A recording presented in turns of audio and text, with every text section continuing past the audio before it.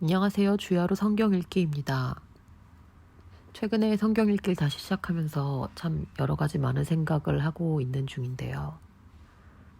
누군가에게는 하루를 힘낼 수 있는 그런 어떤 자양분 같은 성경 말씀이 될 수도 있지만 또 어느 면에서 듣고 싶지 않은 사람도 있을 수 있고 그게 강요로 느껴진다든지 부담으로 느껴지는 경우도 있을 수 있다는 생각을 요즘 해보게 됩니다. 성경의 가장 기본적인 메시지라기보다는 하나님께서 주신 어떤 그런 권한은 자유의지라는 거를 꼭 얘기하고 싶어요. 맨 처음 아담과 하와에게 선악과가 주어졌을 때부터 하나님은 항상 선택할 수 있는 자유의지를 주셨습니다. 저는 모든 성경 말씀도 그렇다고 생각해요. 누군가 우리가 그리스도인 기독교인들은 전도라는 이름으로 다른 사람에게 성경을 전하기도 하는데요.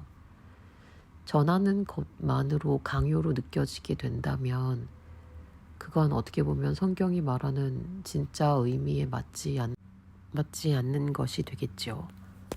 왜냐하면 강요가 아니라 자유롭게 선택할 수 있어야 하니까요. 성경에도 보면 사실 우리가 전도라는 이름으로 말씀을 전하는 일이 있지만 하나님을 전하는 일이 있지만 성경에서 전도의 미련한 것이라고 말하고 있습니다.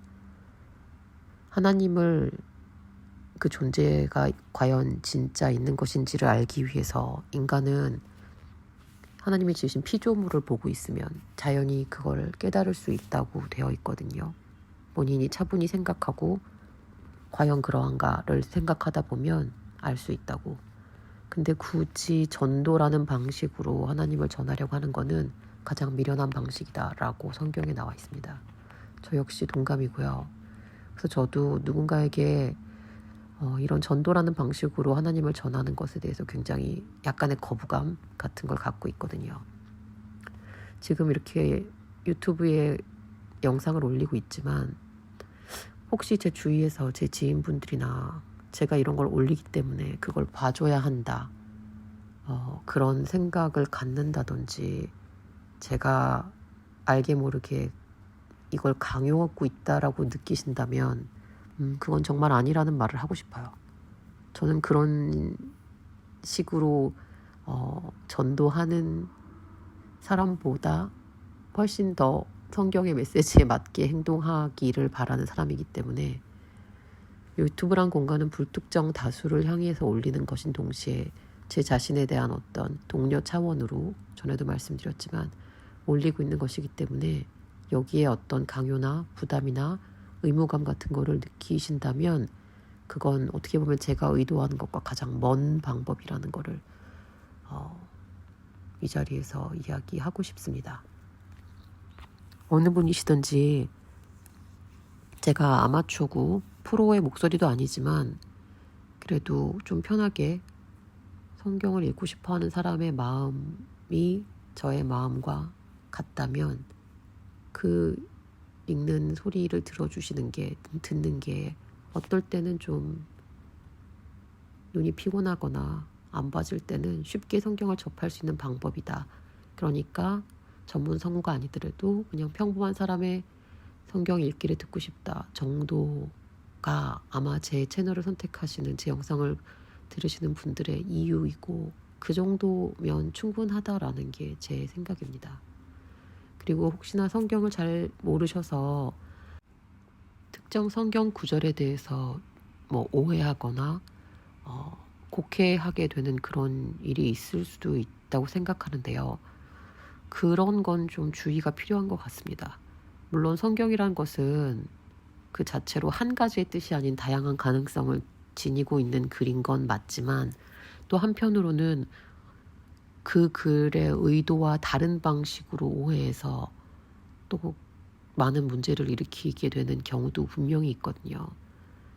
특히 최근에 읽고는 마태복음 같은 경우에는 제가 그 글에도 영상에도 글을 남겼긴 했지만 마태복음은 사복음서 중에서도 유일하게 유대인들에게 한정돼서 주어져 있는 말씀입니다. 뭐 유대인과 이방인 이런 표현 자체가 기독교를 잘 모르시는 분들에겐 낯설겠지만 원래 하나님이 선택하셨던 본 민족인 유대인이 있고 유대인을 제외한 모든 다른 사람들은 이방인이라고 지칭되거든요. 마태복음이라는 그 복음서, 예수님의 행적을 적은 4개의 복음서 중에 마태복음은 타겟팅이 정확하게 유대인들에게로 되어 있습니다. 유대인은 다른 사람들과 하나님께서 요구하시는 그 정도가 굉장히 다릅니다. 유대인은 처음부터 약속을 받았던 민족이고 그러나 그 약속을 어기고 하나님의 사랑을 배신하고 하나님이 주신 복을 스스로 저버린 민족이기 때문에 이들이 이걸 만회하기 위해서 지켜야 하는 하나님이 제시하시는 그 정도라는 거는 기준치는 굉장히 엄하고 높아요. 처음부터 율법이 주어진 민족이기 때문에 그렇습니다. 그렇지만 그 외의 이방인들은 처음부터 하나님이 약속하신 것도 없었고 그렇기 때문에 지켜야 할 어떤 그 의무치라는 것도 원래는 없었어요. 엄밀히 말하면 그 정도의 대우를 받지도 못할 정도의 아무 무가치한 그런 외부 사람이었던 거죠. 그렇지만 유대인들이 그걸 거절함으로써 그 모든 기회가 이방인들에게, 우리 같은 이방인들에게 주어진 것이고, 사실 우리 이방인들이 하나님이 우리에게 요구하시는 거는 이런 엄격한 자기 희생과 고난과 고통이 절대 아닙니다. 더 자세한 얘기는 기독교 분들은 더 자세히 아실 거고, 그렇지 않은 분들은 아마도 성경을 들어나가다 보면 다 들으시지 않을 수도 있다는 생각이 들지만 더 이해하게 되는 날이 올 거라고 생각이 들어요. 하지만 확실한 건 지금 읽고 있는 마태복음은 일반인들에게 요구하는 그런 것들은 아닙니다.